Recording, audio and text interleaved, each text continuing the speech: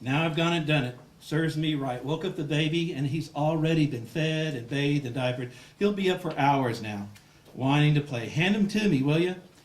He can get around good by crawling and pulls himself up to take steps before always falling down, and has bruises from head to toe from banging into things, but keeps on going.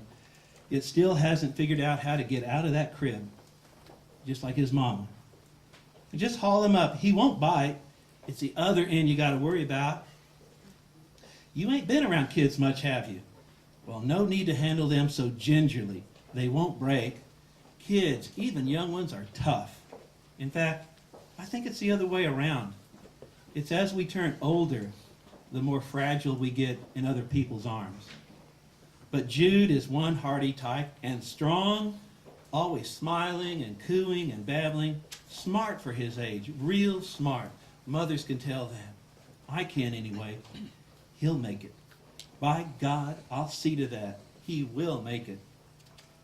Yeah, named him Jude. Probably one of the few honest, true names hereabout. I named him after his father. No, I've never been married. Thought I'd save you the trouble of asking since you're crammed so full of questions. No, tying the knot for me. I had enough problems in life without that one. But my Jude's gonna make it, because I'm a damn good mother. If nothing else, if I fail at everything else I ever tried, and I mostly have, I'm going to be a good mother.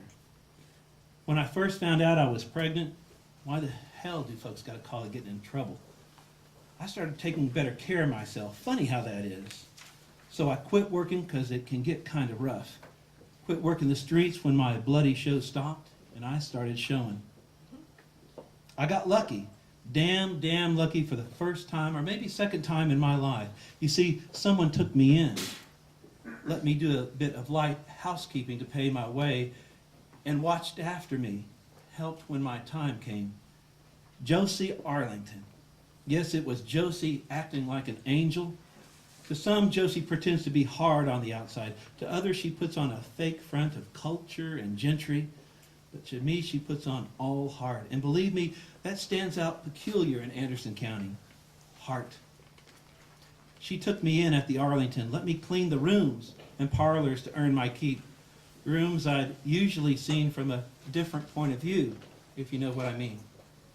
Josie made sure I ate proper, took late night walks with me so my legs wouldn't swell, watched that I didn't get fat from more than the baby fat, gave me back rubs right in the small of my back where it hurts so bad when you're carrying around someone else. And she warned me I better be clean, because in the districts, some babies come out with whatever sex sickness the mom had.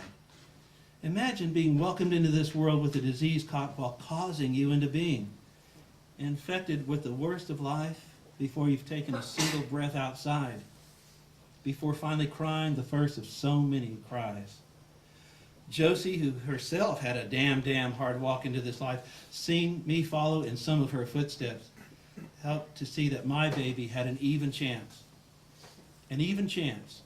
A dead even chance. That's all anybody can ask. When the pains started coming, those that get worse when you try to walk them off, Josie sent word to Dago Annie.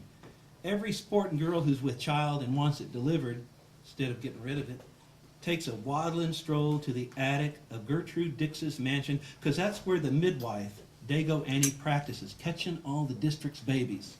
Swishing out and catching, if all goes right. Now, even though Gertrude Dix and Josie have never seen eye to eye, factually hadn't been talking to each other in quite a while, Josie herself took me the 4 doors down Basin Street and up the long stairs to the upper room that smelled the blood of life and the blood of death. But nothing went as planned. Does it ever? After a whole hour in the attic with things getting thin down there and Josie rubbing olive oil on me so I wouldn't tear, Dago Annie still hadn't shown up. She lived not far off on St. Anne and Rampart, right next to the torn down and spooky Laveau house. So it should have only taken her a few minutes to get herself to Gertrude's place and her birthing business. After 2 more hours, with pains getting closer and stronger and closer, I knew it was a coming between my legs, Dago Annie or not. Josie knew it was up to her. She called out to Gertrude for towels and water and scissors and twine. All the while, Josie kept making fun, ordering Gertrude around for a change to keep things from getting too serious when it looked like pretty serious stuff. Not letting on how pale I looked, or how much blood I'd lost, how my pulse kept fading, how the baby seemed to be stuck, how with all that pushing work, nothing was happening. Then something did happen. Without warning, there up in the attic was Beulah Ripley, the voodoo queen, almost floating right next to me beside the mattress on the floor. Everyone in Anderson County, me included, knew of the horrible feud between Beulah's ripped-up face and Josie's pulled-out hair, but they just glanced at one another, then back at what was between my legs, saying not a word, and went about their separate business. It might have been the first time they'd seen each other since that brawl so many years ago that scarred them in such different ways. Queen Beulah knelt next to the pillow under my head and chanted some mumbo-jumbo about her mother helping this mother and making me sip some herb tea she brought with her, me screaming and bearing down and screaming. Madame Josie knelt next to the pillow under my knees and used a crochet needle to break my water to speed things up even more. Miss Gertrude knelt to hold one of my knuckle-white hands and whispered to Beulah that the baby's head was too big, but not so loud for me to hear, but I heard anyways. Strange. Queen Beulah, who hated Josie Arlington, who hated Gertrude Dix, were all there with me in the middle. All that woman hatred left outside the attic in order to do womanly things. Instead of hate, it's the most love I ever felt in the district called Anderson County, and that's including love by men. Strange, though. Screaming what I thought were just screams became two names echoing in the birthing attic. My father, who didn't know I was even pregnant, and Jude's father, who didn't even know he was a father, neither ever knew, neither know to this day. Being saved by women, but yelling about men, life doesn't make sense. Or maybe it does. Josie, this time, kept saying something about the head, too, and Beulah's chants and secret prayers sounded louder in my ears, forehead to forehead. Now Gertrude held both my hands to help me push, me almost breaking her fingers. Just when I felt like a human wishbone with no winner, a hot swish of liquid streamed out of my insides. And with that swish came a baby. Simple as that. Jude, the only good thing I ever got from this district.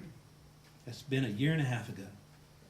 Since then, I haven't seen Madame Gertrude again at all, even though only blocks away.